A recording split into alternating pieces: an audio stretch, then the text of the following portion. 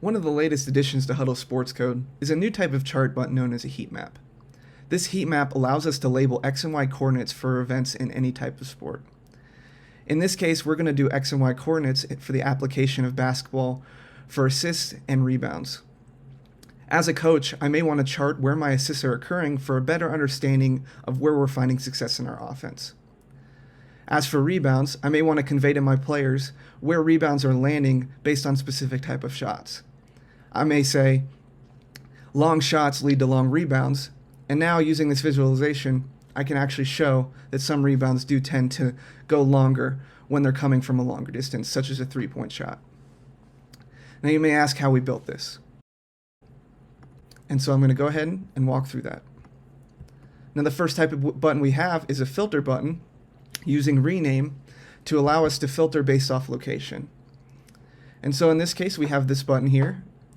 We're using alternate names where I'm bringing in the league exchange shot location data to be able to identify exactly which shots I want to look at.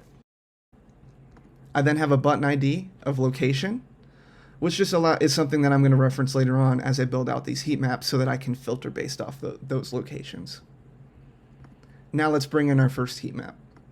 We're first going to drag in a chart button here and change the chart type to heat map.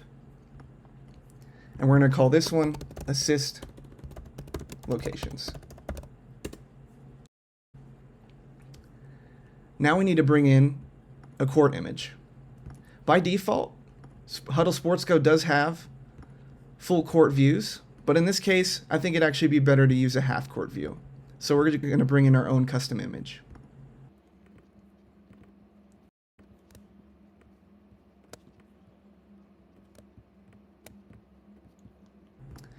Now we need to be able to identify our X and Y coordinates.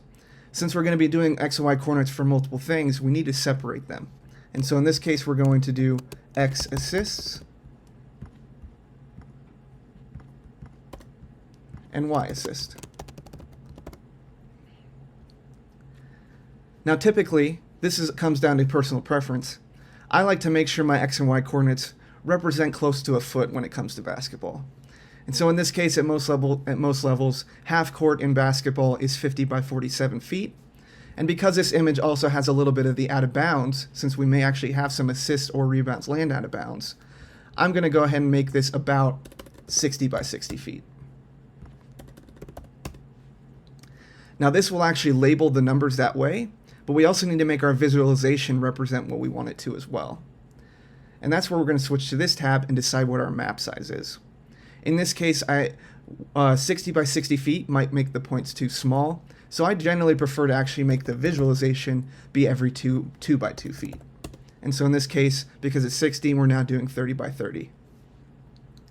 Now since we're doing areas of the floor, I typically like to make my point shape square until I have a better enough sample where we can try the other ones. Then we're just going to make sure our frequencies go from red to green. And now we also need to allow for that additional label filter to come in, and that's where we're going to add a filter type down here, label ID, and you may recall that is where we referenced this button ID here of location, so I can type in location here.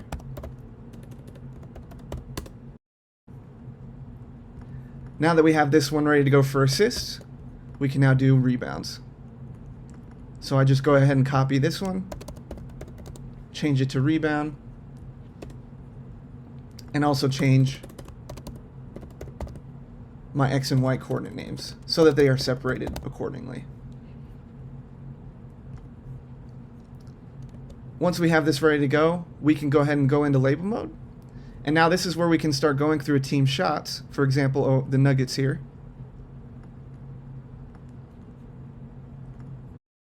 To then start to label the event data that we see.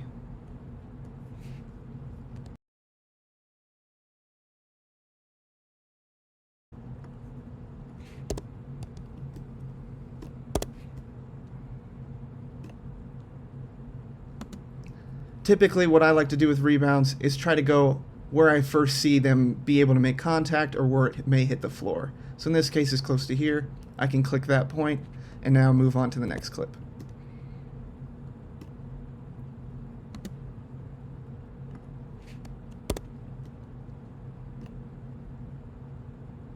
No assist there.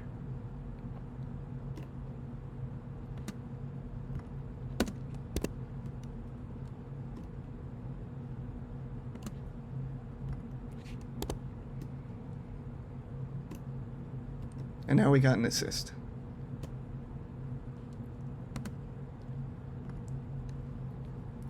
Once we've gone through, we can switch back to report mode, and now you can see we have our visualization coming in from now 4 games. And once we have a good enough sample, if we wanted to, we can go back into edit mode here, change our point type, our point shape to density, which will give us more of that heat feel when it comes to a larger sample. And of course, the great thing about all these buttons is we can click and the video will load for any of that event.